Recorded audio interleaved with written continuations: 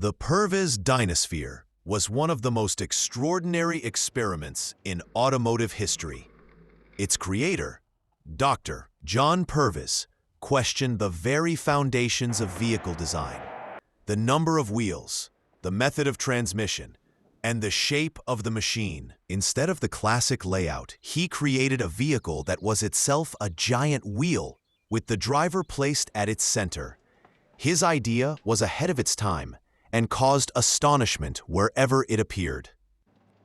Purves was inspired by Leonardo da Vinci's sketches, in which the Renaissance master explored the concept of a vehicle rotating like a wheel.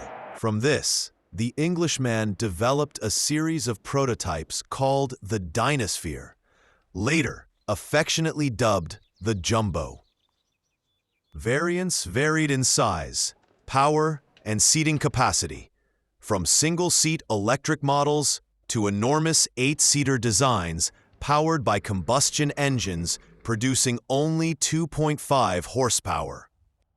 Each prototype was based on the same premise. The passenger sat within an inner ring, suspended within a larger hoop that rolled on the ground. When turning, the inner ring tilted, changing direction. This system worked surprisingly well during testing, and Purves, with the help of his son, refined the mechanism enough to demonstrate the invention publicly. The most spectacular shows took place at Brooklands and on Weston-super-Mare Beach, where the Dinosphere reached speeds of up to 50 kilometers per hour. It drew crowds. It was hard to tear your eyes away from the gigantic, rolling ring, which made you look like a pilot of a futuristic two-wheeler. Contrary to appearances, the structure was stable, and riding on paved surfaces was easy. Purves believed that such a simple vehicle could revolutionize transportation.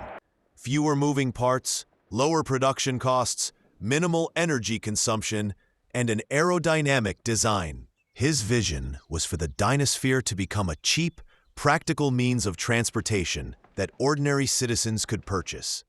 Unfortunately, practical use quickly revealed design weaknesses that proved too serious to continue development.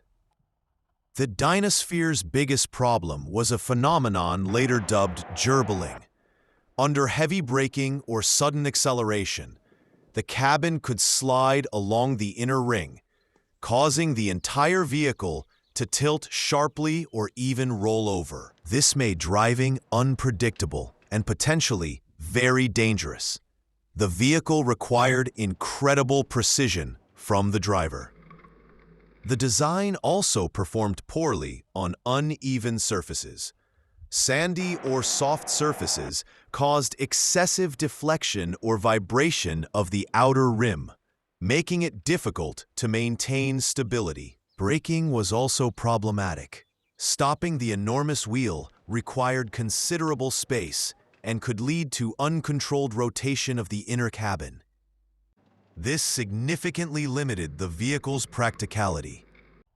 Despite these difficulties, the designer undeterred and experimented with various sizes and drive types. Electric versions were quiet, but had limited range, while combustion engines suffered from a lack of power and heavy weight.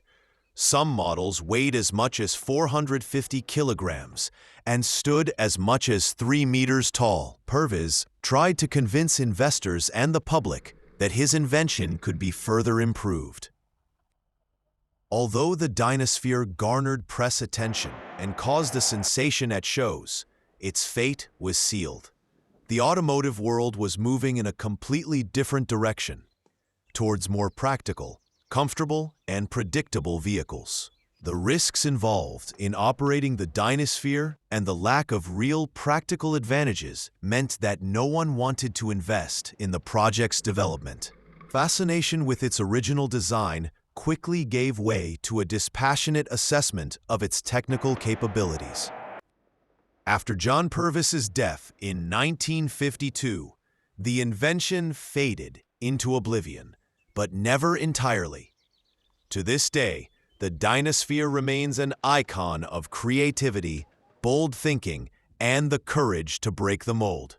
While it didn't revolutionize transportation, it demonstrates how far the human imagination can go when unconstrained by convention. It holds a unique place in automotive history as one of the most original and daring conceptual solutions of the 20th century.